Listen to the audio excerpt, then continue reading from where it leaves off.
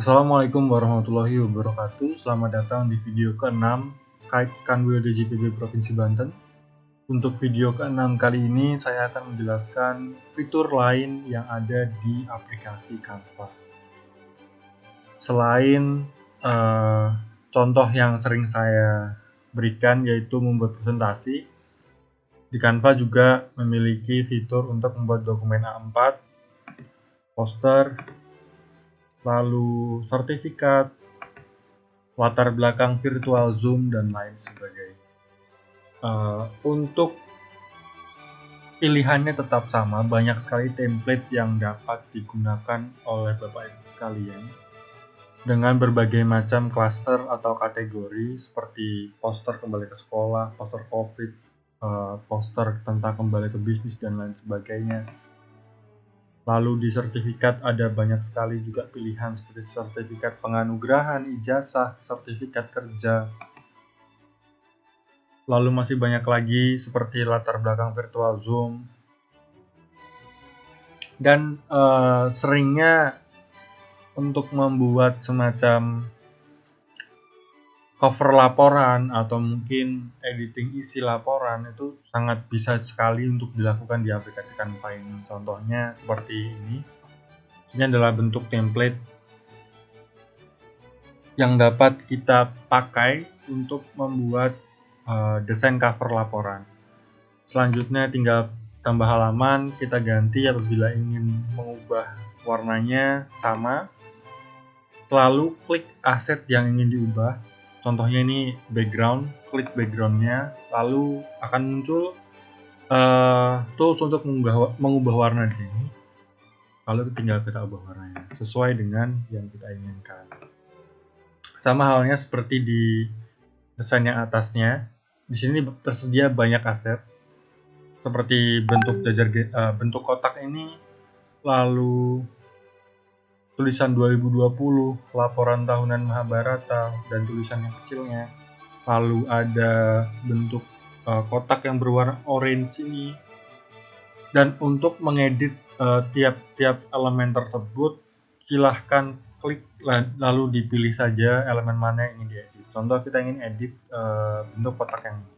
Tinggal diklik saja, lalu pilih sesuai dengan tools yang keluar di sini. Jadi untuk elemen kotak ini kita hanya dapat mengubah warnanya sesuai dengan keinginan kita. Apabila ingin lebih kaya warnanya, dapat klik di bagian kiri ini, lalu Bapak Ibu sekalian dapat mengubah warna sesuai dengan pilihan Bapak Ibu sekalian.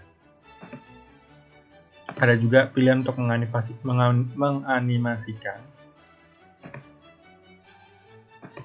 dengan berbagai macam pilihan animasi yang dapat kita pilih.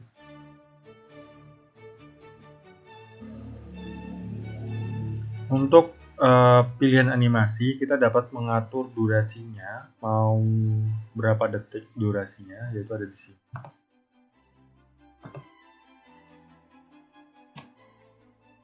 Untuk pilihan animasi, kita dapat memilih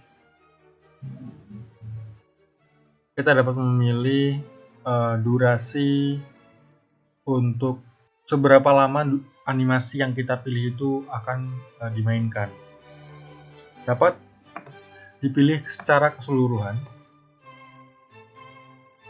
atau dapat juga dipilih satu persatu. Untuk memilih secara keseluruhan, tidak usah memilih elemen manapun, tinggal klik animasikan lalu kita pilih mau yang mana. Misalkan kita pilih yang ini, lalu kita edit. Durasi animasinya akan dimainkan bisa 5 detik, 1 detik, yang terkecil ada 0,1 detik hingga yang paling lama adalah 30 detik. Dan kita defaultkan saja 3 detik. Setelah itu dapat di download, lalu kita pilih video MP4. Kenapa pilih video MP4? Karena hasil desain yang kita buat ini merupakan bentuk animasi. Jadi mau tidak mau harus video MP4 karena supaya animasinya jalan, kita harus membuatnya dalam bentuk file video.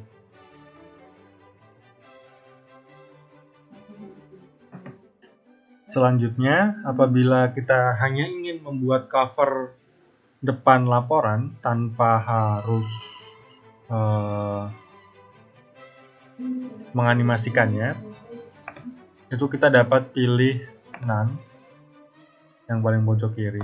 Jadi tidak ada animasi sama sekali pada desain ini. Lalu kita pilih download, lalu kita pilih cetak PDF atau PDF standar. Bedanya ketika kita memilih cetak PDF biasanya ukuran filenya lebih besar daripada PDF standar. Apabila kita hanya ingin membuat laporan secara online, kita pilih saja PDF standar supaya ukuran filenya tidak terlalu besar. Untuk fitur lain pada aplikasi Canva itu ada fitur belajar. Nah, fitur belajar ini tuh bisa membantu Bapak Ibu sekalian dengan berbagai macam pilihan yang ada pada aplikasi Canva. Yaitu ada belajar desain, belajar bisnis, belajar edukasi, dan juga belajar fotografi. Dengan akun premium yang sudah saya sediakan, Bapak Ibu sekalian dapat menggunakan fitur belajar ini dengan semaksimal mungkin. Banyak tersedia postingan-postingan yang cukup membantu Bapak Ibu sekalian dalam membuat desain grafis. Tips dari saya mengenai desain grafis adalah sering-seringlah berlatih supaya lebih familiar dengan aplikasi yang Bapak Ibu gunakan. Jangan terlalu banyak menggunakan aplikasi lainnya karena terkadang kita akan jadi bingung gitu kalau misalkan kita tidak sering menggunakannya. Jadi lebih baik fokus pada 1-2 aplikasi yang memang benar-benar akan sering kita pakai sehingga kita familiar dengan apa yang kita pakai. Dengan begitu akan memudahkan kita dalam membuat sebuah desain. Yang perlu kita hafalkan sebenarnya tidak perlu semuanya kita hafalkan, hanya beberapa hal-hal penting saja. Contohnya seperti menu yang ada di sebelah kiri ini, tidak semuanya kita harus tahu fungsi-fungsinya seperti yang ada di lainnya, kecuali yang bagan ini. Bahkan ketika ingin membuat grafik silahkan pilih menu bagan. Namun untuk menu lainnya Bapak Ibu sekalian cukup fokus pada 4 ini, template, elemen, unggahan, teks. Sudah. Karena yang paling sering digunakan dalam membuat sebuah desain itu adalah 4 menu itu. Dan untuk mempermudah jelas tentu saja itu ada template dan elemen. Bapak Ibu sekalian bisa berlatih untuk memilih template atau elemen yang sesuai dengan tema desain yang ingin Bapak Ibu buat. Lalu yang perlu Bapak Ibu ingat lagi adalah tentang bagaimana cara memilih elemen, yaitu klik select. Tinggal klik saja. Lalu bagaimana Bapak Ibu sekalian dapat memposisikan elemen-elemen yang telah Bapak Ibu pilih ke dalam lembar kerja Bapak Ibu sekalian. Mungkin untuk awalan cukup sulit ketika kita membuat desain dari awal yang dari blank canvas karena kita tidak tahu mau membuat apa, sehingga saran saya untuk berlatih pilihlah elemen-elemen yang menurut Bapak Ibu cukup bagus, lalu Bapak Ibu pelajari bagaimana cara desainer-desainer yang berafiliasi dengan Canva itu menata objek yang mereka pilih. Sekian video ini dibuat. Apabila ada pertanyaan silakan langsung menghubungi di kontak yang tersedia pada website digikite.id.